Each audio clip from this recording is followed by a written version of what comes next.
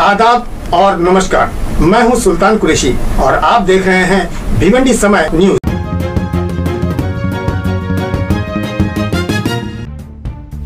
दोस्तों, अगर कोई शख्स किसी जुर्म में फंस जाए तो उसे अदालत में एडवोकेट यानी वकील बचा ले जाता है, मगर कोई एडवोकेट ही फंस जाए तो अब उसे कौन बचाए।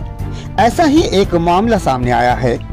एडवोकेट पर विद्या जाधव नामी महिला ने संगीन आरोप लगाया है, जिसके बाद ये मामला पुलिस तक जा पहुंचा। अब पुलिस इस बात की जांच कर रही है कि आखिर एडवोकेट पर जो इल्जाम लगाए गए हैं वो कितने सच हैं और महिला से एडवोकेट के क्या संबंध है, जिसके लिए पुलिस ने विद्या जाधव को मेडिकल टेस्ट करवाने के लिए कहा। लेकिन कई बार कॉल करने के बाद भी मेडिकल के लिए विद्या जाधव ने सुनी अनसुनी कर दी, जिसके बाद पुलिस ने इन्हें सम्मन भेजा।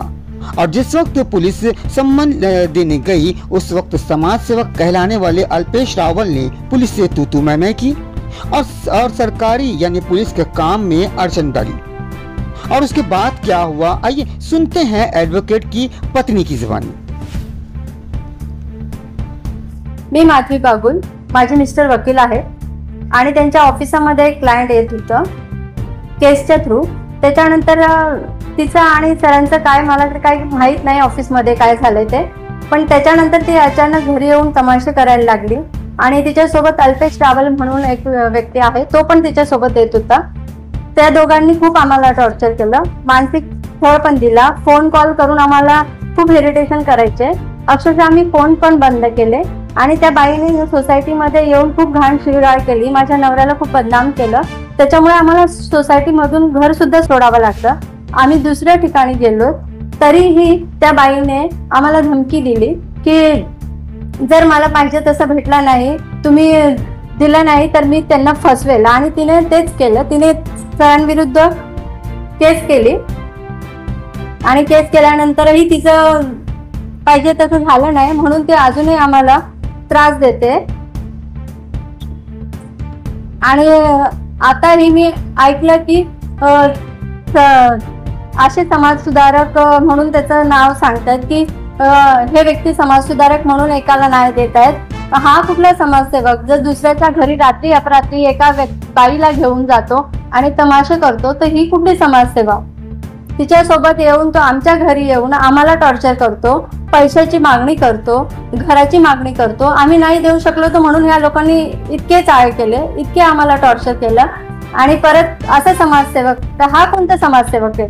रात्रीच्या 12 वाजता एका बाईला घेऊन दुसऱ्याच्या घरी घाणघाण शिवीगाळ करायचा, तर हा कुठला समाजसेवक आहे? यांना जर न्याय पाहिजे होता तर यांनी पोलीस चौकीला जायचं होतं, यांनी न्यायालयात अर्ज करायचा होता। हिच्या टॉर्चरमुळे माझा नवरा 1 महिना घर सोडून निघून गेला। आम्हाला 1 महिना स्ट्रगल करून आम्ही शोधत होतो आणि परत ही बाई आम्हाला असंच टॉर्चर करत राहील।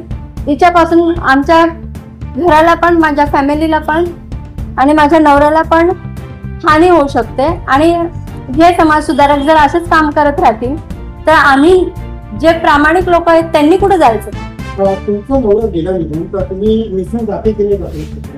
हो, मी मिसिंग दाखल केली आहे शांतीनगर पोलीस स्टेशनला।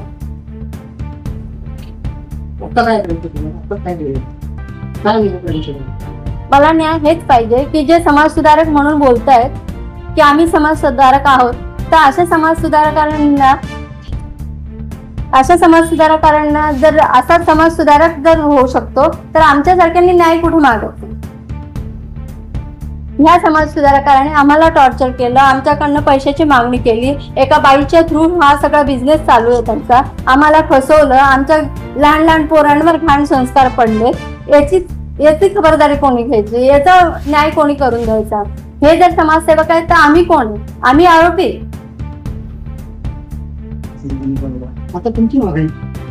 माझी मागणी हेच आहे की जे स्वतः बोलतात की आम्ही समाज सुधारक आहे, तर अशा लोकांना कोर्टाच्या समोर उभं करून विचारायला पाहिजे की तू का म्हणून दुसऱ्यांना त्रास दिला?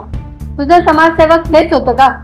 एवढं हॅरेसमेंट आम्हाला केलेलं ह्या दोघांनी, तर हे पुढच्या कुटुंबाला त्रास नको म्हणून मी हे व्हिडिओ बनवलाय।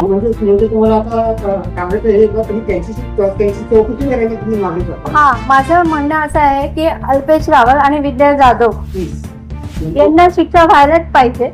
यांनी आम्हाला खूप मानसिक पण त्रास दिला आणि शारीरिक पण त्रास दिलेला आहे. हिच्यामुळे कमीत कमी माझा नवरा 1 महिन्यापासून घर सोडून निघून गेला होता. त्याच्यामुळे त्यांची केस पण टाकली होती, मिसिंगची कंप्लेंट पण मी टाकलेली आहे. तरीही आमच्या सपोर्टला नव्हते आणि तरी यांना समाजसेवकचा कुणी हे दिला, अहदा कोण देतं यांना समाज सुधारक म्हणून मी न्यायालयात हीच विनंती करते की अल्पेश रावत आणि विद्या जाधव यांच्यावर सक्त कारवाई करून आम्हाला तरी न्याय द्यावा आणि पुढचं दुसऱ्या कुटुंबाला अशी परिस्थिती नको यावा की आम्हाला मान खाली घालून चालावं लागेल. कारण जे सत्य आहेत त्यांना जर न्याय मिळाला नाही तर हे तर गुंडागिरी सारखेच करतील आणि तेच समाज सुधारक बनतील.